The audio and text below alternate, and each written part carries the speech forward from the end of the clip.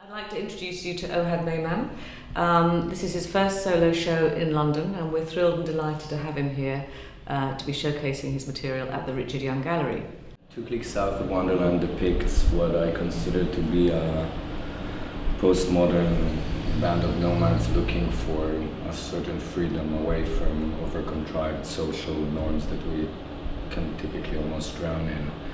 If you will, it's almost a sober reincarnation of the flower children. Mm-hmm. They carry guns, they don't expect everyone to love everyone, but they don't want to take part in killing and getting killed for notions that are irrelevant for pure happiness and freedom. Ohad, you got a degree in philosophy from Columbia. Do you feel that the intellectual path that you took has shaped the creative nature of the work that you produce now? Absolutely. It was a switch that happened way in my early 20s, right after the army, that I traveled to Nepal, Thailand, 6 months of backpacking. And there were a few moments of epiphany where I suddenly saw people in small villages 5 days walking from the nearest road, smiling more than I've seen people smile in any other big city.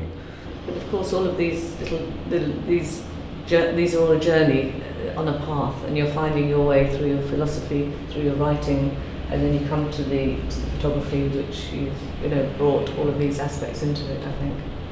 Yes, it is always. At first, I thought that art and philosophy were exercises in left and right brain, mm-hmm. But it was while traveling that I noticed that while I'm shooting, I jot down notes that when I looked at them at the end were completely related. They actually they referred to each other, so they were more complementary than separate. Throughout your work, I noticed there's a recurring theme of teddy bears. Can you explain to me the teddy bear connection? Yes.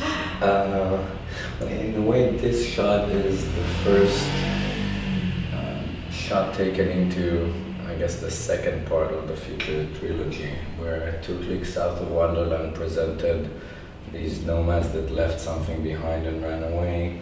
The second part, currently titled Chronicles of Snow White and the Teddy Bear Killers, tries to explore what they ran away from and left. The teddy bear in many ways is a symbolic substitution of the otherwise innocent victim from Karachi to Guadalajara that we can read about every day in the news. I felt that using a person or replicating the terrible images we've seen in the last decade of people in jumpsuits being executed would be almost plain too obvious and too harsh to actually make us feel, well, the teddy bear is inherently such a sweet and innocent character that it really makes you wonder whether he had it coming, did Teddy do something he shouldn't, or why is the teddy bear blindfolded and gagged when bound? I hope we don't have any teddy bear support groups coming to target us. I think we're fine. No animals were hurt in the production of these images. But this image rescued me. It touched me quite deeply. This guy has such a haunted look in his face, and the bloody symbol of possibly a menorah or bonfire. Such a powerful image. Could you explain to me how this image came about?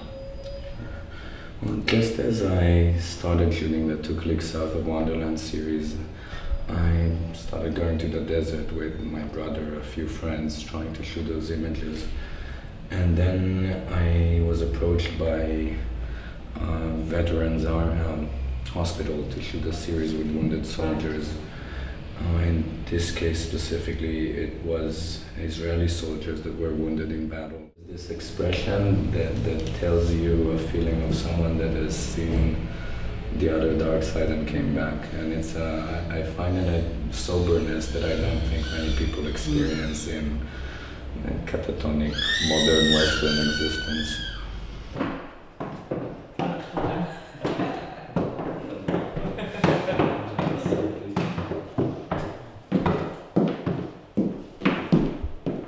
vintage photo booth has been a particular favourite with practically everyone that's walked into the gallery, and I've got to say it is my favourite as well.